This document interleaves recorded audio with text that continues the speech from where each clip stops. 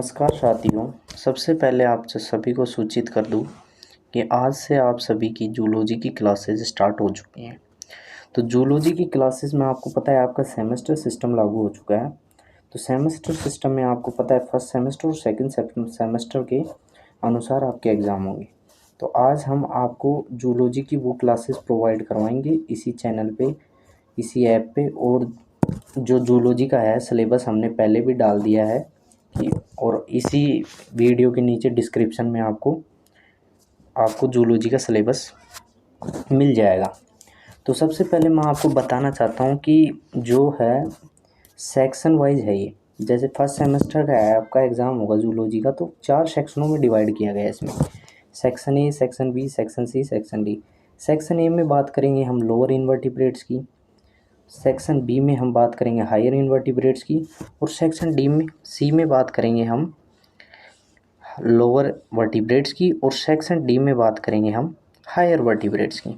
तो सबसे पहले मैं आपको सूचित करना चाहता हूँ कि हम सेक्शन ए में जो कि टॉपिक है आपका यूनिट फर्स्ट की, जिसकी हम बात कर रहे हैं, यूनिट फर्स्ट में जो है कि प्रोटिस्टा और उसके बारे में, प्रोटिस्टा प्रोटोजोआ क्या होता है, उसका क्लासिफिकेशन क्या होता है, उसके टाइप्स कितने होते हैं, ये सभी आपको बताएंगे। उससे पहले मैंने आपको देखिए, गौर कीजिए, ये स्लाइड मैंने एक्स्ट्रा जोड़ी है आपके लिए, क्योंकि मैं चाहता हूँ कि आप इसके बेसिस समझें कि वाकई में प्रोटिस्टा होता क्या है और ये टर्म आई कहाँ से, इसकी ज़रूरत कहाँ से आई। तो अब हम बायोलॉजिकल क्लासिफिकेशन से इस चीज़ को समझेंगे। मैंने लिखा है कि बायोलॉजी क्लासिफिकेशन, बायोलॉजिकल यानी कि किस प्रकार बायोलॉजी का क्लासिफिकेशन किया गया है यहाँ। तो मैं आपको बता रहा था कि प्रोटिस्टा जो है कहाँ से शुरुआत हुई इसकी, कैसे आया, ये टर्म कहाँ से आई, इसकी ज़रूरत कहाँ से पड़ी, ये सभी आपको मालूम होगा। और सबसे पहले मैं इस वीडियो में बनाने से पहले आपको बता दूं कि कमियां हर इंसान में होती हैं और हर इंसान कमी निकालेगा कहीं ना कहीं वीडियो में। तो मेरा प्रयास यही रहेगा कि मैं आपको बेहतर से बेहतर जानकारी, और हमारे जो नोट्स हैं वो बिल्कुल लिमिटेड हैं, और आपको इतना ही है कि आप अपनी लैंग्वेज में लिख सकते हैं पॉइंट्स को समझ के, बाकी आप समझते रहिए। तो सबसे पहले मैं बायोलॉजिकल क्लासिफिकेशन यहाँ मैंने बताई, क्यों बताया है, क्योंकि बायोलॉजिकल यानी किस प्रकार से जैविक विज्ञान की शुरुआत यहाँ हुई है। जैसे सबसे पहले मैंने लिखा है यहाँ एरिस्टोटल।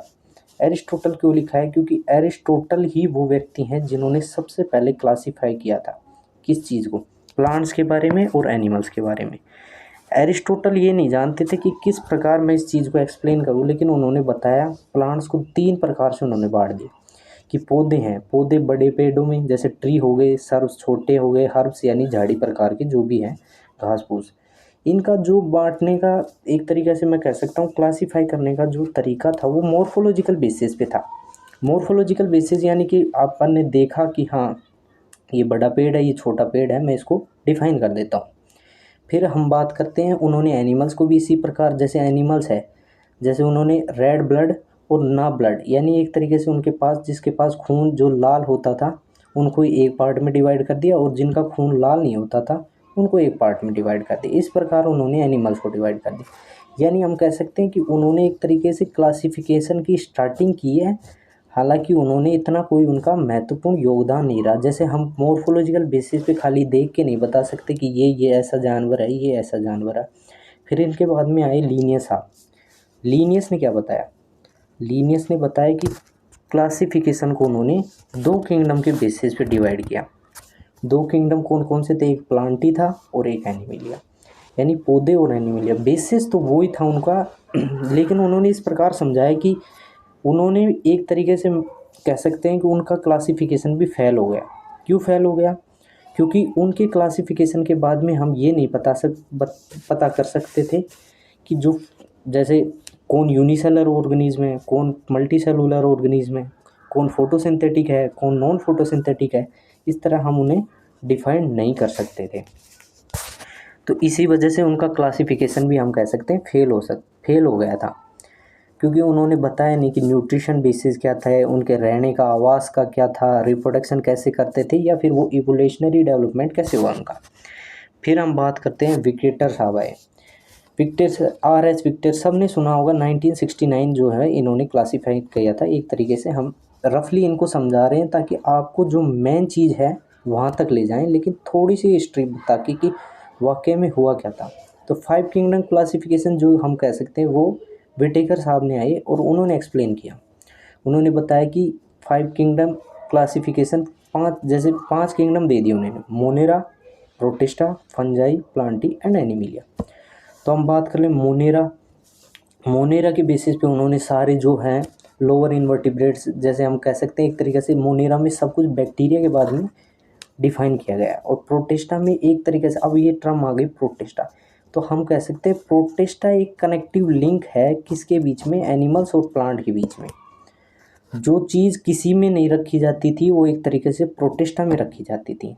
जैसे हम कह सकते हैं यूकैरियोट्स और प्रोकैरियोट्स, तो यूकैरियोट्स भी रखे गए थे इसमें कुछ, और प्रोकैरियोट्स भी रखे गए थे। पूर्णतः इसको भी आज तक डिफाइन नहीं किया गया। अब हम बात कर लेते, जैसे फंजाई है, प्लांटी है, इनको पूर्णतः एक्सप्लेन किया। तो लेकिन हम अपने टॉपिक पे आते हैं, वो है प्रोटिस्टा। प्रोटिस्टा के बारे में हम एक्सप्लेन करेंगे अब। ये देखिए मैंने ये लिख दिया, यूनिट फर्स्ट आपकी है जो प्रोटिस्टा और प्रोटोजोआ के बारे में बताती है।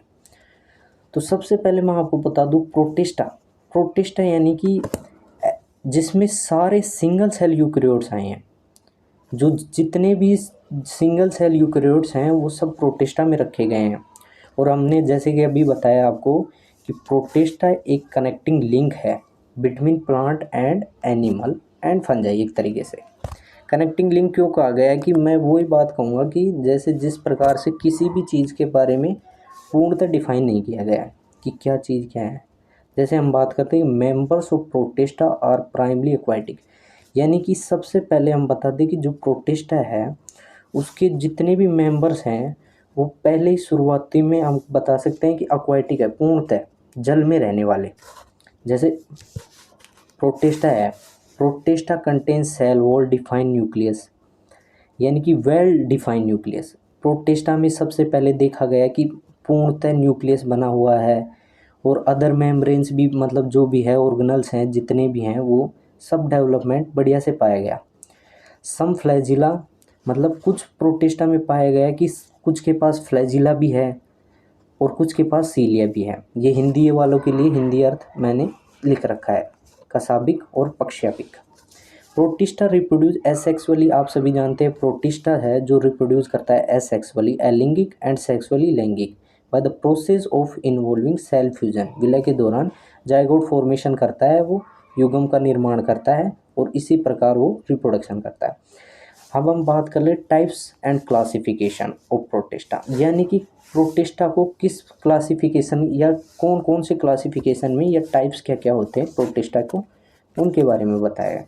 तो आपको पता है कि क्राइसोफाइट्स हो गया, जैसे डाइनोफ्लैजिलेट्स हो गए, यूग्लिनोइड्स हो गए, स्लाइमोल्ड्स हो गए और प्रोटोजोन्स हो गए, इनमें डिफाइन किया गया है। ये सब इनको प्रोटिस्टा को एक्सप्लेन करते हैं कि ये प्रोटिस्टा के क्या क्या टाइप हैं। तो सबसे पहले हम, जैसे हमने बताया क्राइसोफाइट ये है, डाइनोफ्लैजिलेट्स है, यूग्लिनोइड्स है, स्लाइमोल्ड्स है, प्रोटोजोन्स है। क्राइसोफाइट्स के बारे में बताएं। तो क्राइसोफाइट्स क्या थे?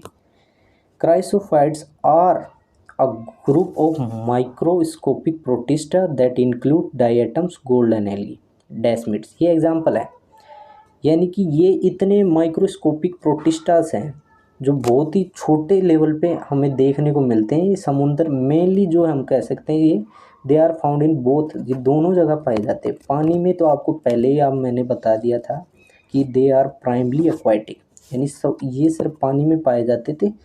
और ये बता दूं मैं आपको कि ये जो स्वच्छ जल है, फ्रेश वाटर और मेराइन, यानी समुद्री जल और फ्रेश वाटर दोनों में पाए जाते हैं। लेकिन मैं कहूँगा कि इनमें प्रोटिस्टा है, प्रोटिस्टा क्या करता था, मोस्टली फोटोसिंथेटिक का था। अब प्रोटिस्टा की एक खासियत बात ये थी कि जैसे अब लाइट में है वो, तो लाइट में क्या करेगा वो, लाइट में करेगा वो फोटोसिंथेटिक, और जैसे हम उसको डार्क में ले जाएंगे तो वो रेस्पिरेशन करेगा। यानी वो एक दोनों तरीके से बिहेवियर कर रहा है, प्लांट्स की तरह भी कर रहा है और एनिमल्स की तरह भी कर रहा है। तो ये तभी ये लाइन सही लिखी गई है कि protista is the connective link between animals and plant. बिल्कुल सही बात कही गई है, क्योंकि ये दोनों ही कार्य करता था।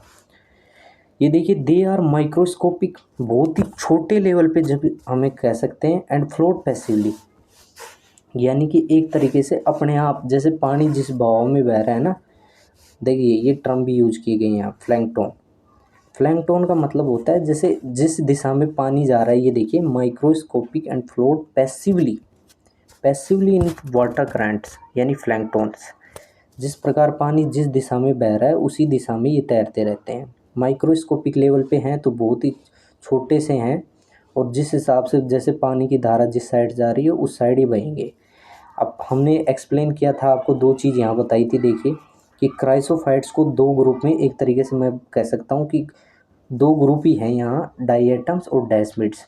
तो डायएटम्स के बारे में बताएं हम, ये एक तरीके से हम एग्जाम्पल भी कह सकते हैं इसके, और पार्ट्स भी कह सकते हैं। डायएटम्स द सेल वॉल, देखिए the cell wall forms two thin overlapping, यानी डायएटम्स किस प्रकार के जीव पाए जाते हैं, ये प्रोटिस्टा में जैसे क्राइसोफाइट्स के ही हैं टाइप से। तो ये डायएटम्स क्या करते थे, डायएटम्स एक सेल वॉल जिसे हम कह सकते हैं थिन ओवरलैपिंग सेल वॉल की फॉर्म में, गोले के रूप में पाए जाते थे, एक दूसरे में अतिव्यापी होते थे, ये जुड़े रहते थे, ओवरलैपिंग होते थे। क्यों, दोनों एक जगह जुड़ के, एक जैसे हम कह सकते हैं ना, ये लिखा हुआ है यहाँ कि एक सो बॉक्स, यानी जैसे अपने साबुन का डब्बा होता है उस तरीके से एक दूसरे को अंतर्ग्रहित कर लेते थे, बंद कर लेते थे, अतिव्यापी हो जाते थे, ओवरलैपिंग हो जाते थे एक तरीके से। तो इसका फ़ायदा क्या होता था, इसका फ़ायदा ये है कि वो एक तरीके से इम्बेडेड, यानी जैसे जुड़ते थे। तो सिलिका, देखो सिलिका यानी कि एक तरीके से मजबूत कठोर वाल बना लेते थे वो वो वाल डिपॉजिट हो जाती थी, उनको जल्दी से तोड़ना बहुत मुश्किल हो जाता था। The cell wall deposited in their habitat, यानी द वॉल्स आर इनडिस्ट्रक्टेबल, यानी कि अक्षय थी, एक तरीके से उनको तोड़ना बहुत ही मुश्किल होता था। तो डायएटम्स, और एक सबसे, मैं आपको सबसे महत्वपूर्ण पॉइंट आपको यहाँ बता दूँ मैं, ये काफ़ी बार पहुंचा जाता है और ये मैं कह सकता हूँ एक तरीके से मेन पॉइंट है। Diatoms are the chief producer in the ocean. आप समझ गए होंगे कि मुख्यतः निर्माण जो ओशियन यानी समुद्र में डायएटम्स है, वो मुख्यतः निर्माण डायएटम्स ही करते हैं। तो दोस्तों ये टॉपिक वाइज हम आगे भी आपको एक्सप्लेन करेंगे। मैं कोशिश करूँगा कि अगली वीडियो आपके लिए बेहतर से और बेहतर करूँ, और प्रयास ये रहेगा कि आपको सबसे शॉर्ट एंड स्वीट, जिसे कहते हैं ना, short and sweet notes provide करें, जितना हो सके उतना। हमारी कोशिश ये रहेगी कि आपको 2 लाइनों में जो चीज़ समझाएं वो आप वहाँ एग्ज़ाम में जाके 2 पन्नों में आप उसे लिख सकते हैं और बढ़िया से आप उसे समझा सकते हैं, क्योंकि हम वही पॉइंट आ रहे हैं जो बिल्कुल इम्पोर्टेंट है। बिल्कुल पॉइंट टू पॉइंट बात करनी है, कोई फालतू बात नहीं करनी, बाकी सब आप अपने हिसाब से लिख सकते हैं जब आपके टॉपिक समझ में आएगा। हम डायएटम्स तक पढ़ा चुके हैं, आगे हम आपको पढ़ाएंगे डाइनोफ्लैजिलेट्स के बारे में, यूग्लिनोइड्स के बारे में, स्लाइम मोल्ड्स के बारे में, प्रोटोजोन्स के बारे में, और नोट्स को भी बेहतर करने का प्रयास करेंगे जितना हो सके। और आपको पहले बता दूं, सूचित किया जाता है कि जूलॉजी की क्लासेज स्टार्ट हो चुकी हैं और आपकी केमिस्ट्री की क्लासेज भी जल्दी स्टार्ट होंगी, बॉटनी की क्लासेज चल रही हैं आपकी। जो जूलॉजी का है वो सिलेबस हम डिस्क्रिप्शन में दोबारा प्रोवाइड करवा देंगे आपको। तो धन्यवाद दोस्तों।